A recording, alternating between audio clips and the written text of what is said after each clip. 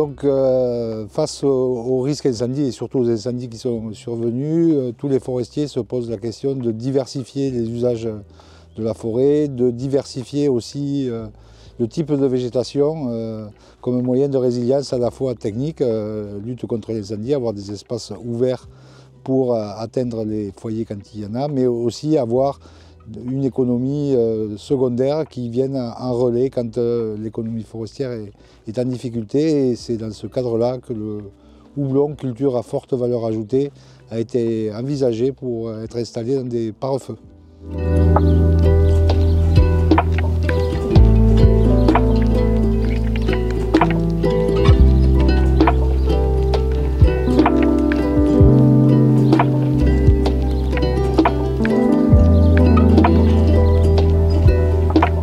Voilà, Opland, une houblonnière donc, située dans les Landes à Liposteil.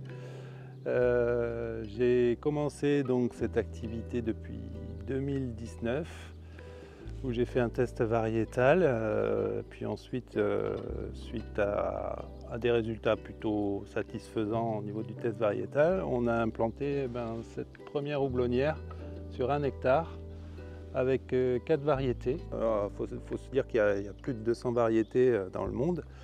Là, j'ai fait le choix de plus de variétés aromatiques et on a fait le choix de cette variété en faisant le tour d'un peu des brasseurs locaux et voir ce qui leur intéressait le plus. Malheureusement, on ne peut pas non plus implanter n'importe quelle variété parce que certaines variétés vont s'acclimater correctement ici, d'autres pas du tout. Et par la suite, il y a la FAF qui m'a contacté pour lancer ce projet sur un nouvel hectare également, avec 2 autres variétés supplémentaires.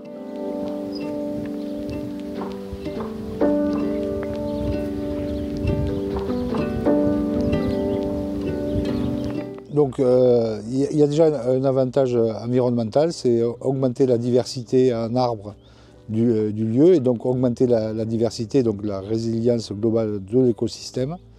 Et là en particulier sur cette haie, on a favorisé des plants qui permettraient de nourrir les pollinisateurs avec des floraisons abondantes et en particulier l'été où les abeilles et autres pollinisateurs manquent de ressources alimentaires.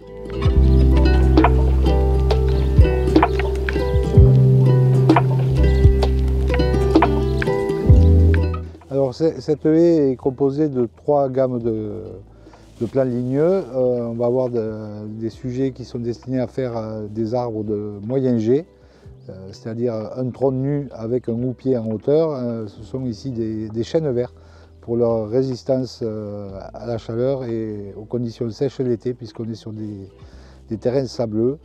À l'intercalaire, on va avoir des arbres de moyen développement, qui sont plutôt d'ailleurs que des arbrisseaux, puisqu'ils poussent plus facilement sur plusieurs branches. Ce sont des arbousiers, floraison d'été, une petite clochette blanche avec un fruit qu'on appelle une fraise aussi, on parle d'arbre à fraises. Donc qui va être intéressant pour les pollinisateurs, mais aussi pour les agriculteurs qui pourront picorer des fruits. On va retrouver la même chose sur le feijoa, une grosse fleur blanche à cœur rouge qui fait un fruit qui a un petit peu la forme d'un kiwi et un goût qui est un mélange un petit peu de banane et de kiwi, très suave. Donc pareil, ça a un double intérêt pour la biodiversité, mais aussi pour les humains qui se promèneront sur le site. Et en strate basse, on va avoir des escalonias, des cotonéastères qui ont des floraisons abondantes, les cotonéastères qui produisent des baies qui vont intéresser les animaux aussi. Voilà. Et des cystes aussi pour avoir une floraison durable tout l'été, et là on vise en particulier les pollinisateurs.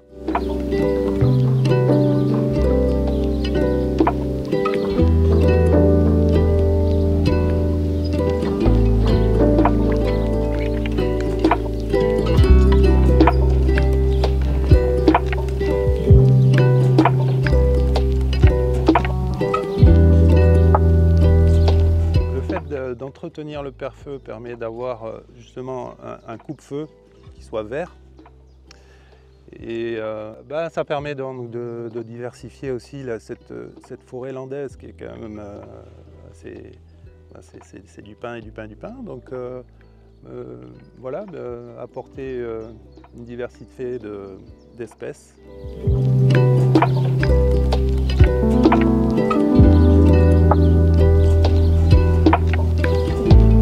Alors les partenaires, il y a l'association d'agroforesterie.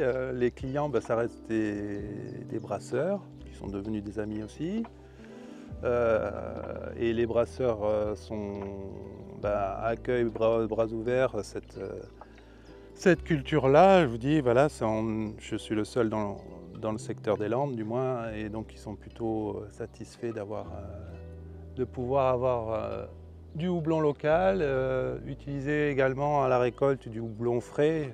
Il faut que ce soit vraiment proche de leur brasserie pour l'utiliser, et faire une recette avec de bière de récolte qui peut être intéressante aussi.